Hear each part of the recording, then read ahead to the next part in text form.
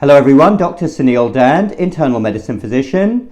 So it did happen then. YouTube removed one of my videos, they censored it, they labeled it medical misinformation, and they threatened me with a ban on uploading future content.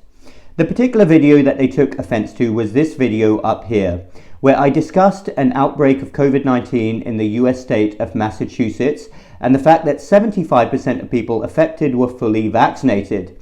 This was a story which was widely reported across the media. The CDC themselves had even said this. This wasn't just me saying it.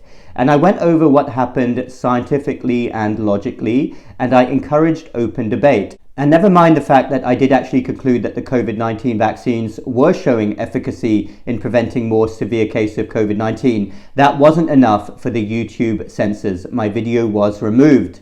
So who exactly are these censors on YouTube who are deciding what is medical misinformation and deciding what information from a qualified physician is deemed inappropriate for YouTube? Are they 20-something-year-old people sitting in Silicon Valley with no scientific or medical training? But who are these people that stop doctors and scientists from discussing important issues? And we've seen a lot of weird things happen with censorship over the last 18 months or so. And it makes you wonder what exactly is going on. And people who are for open scientific debate have truly realized a juggernaut that we are up against here in trying to do so. I am a physician who always tries to think scientifically, and I'm always the first person to say that even everything I'm saying is not to be taken as gospel truth, because things can change very quickly in medicine or science. Everyone who is in our field has to have that humility. My detractors, on the other hand, are at the opposite end of the spectrum. They are what I call medical and scientific extremists. They are militants. They are my way or the highway people who refuse to understand that medicine and science is about rigorous open debate. For those of you who want to view that particular video on a different channel, feel free to go to my Odyssey channel where you can see the video. The link is down below.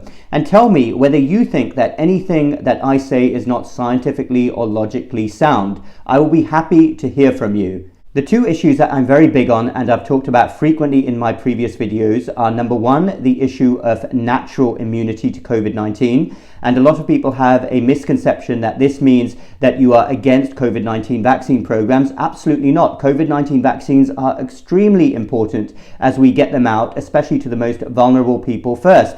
What I mean by natural immunity is that for people who have recovered from COVID-19 and they are demonstrating, if they've been unfortunate enough to suffer the illness, when they have recovered, if they are demonstrating on lab tests high levels of antibodies, the utility of a COVID-19 vaccine is highly questionable. This is a very gray area.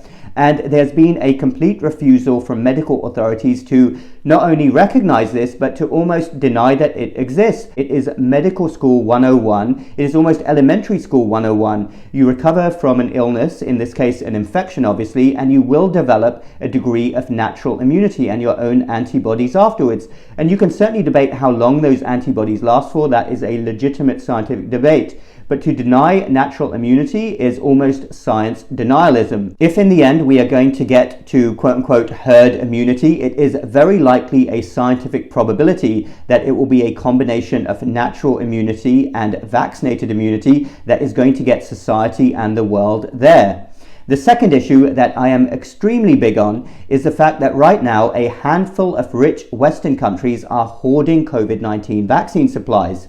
There are hundreds of millions of poor and vulnerable people out there in different parts of the world, obviously mainly in impoverished countries, who are not going to get any opportunity to be offered the COVID-19 vaccine anytime soon. It's likely to be years.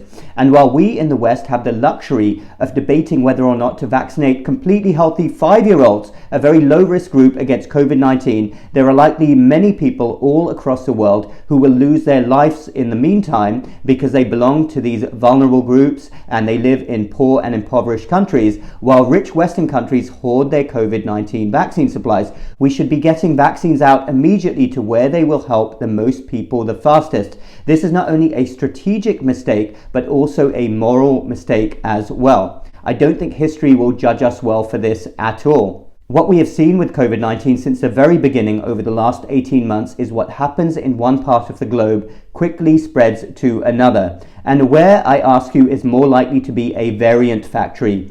The rural part of England or the United States, or those poor and impoverished countries where people live in terrible overcrowded conditions, and we have these vulnerable people who are going to get COVID-19 and get very sick from it? That is where more likely future variants are going to emerge and spread all across the world very fast.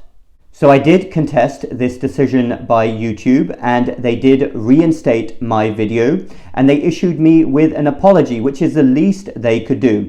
But the very fact that they removed it in the first place is something that should never have happened. And I cannot believe again that we are having this discussion in 2021 about censorship in a free, open, Western democratic country. A lot of blood has been spilled over the centuries by heroes to get us to this point where we are living in free and democratic countries where we can have open debate. So I do hope those of you who enjoy my videos will continue to do so either on YouTube or any other channels. I will not be silenced, I will not be censored, I will not be intimidated. I will continue to encourage open, logical, scientific debate and stand up for real medicine and science.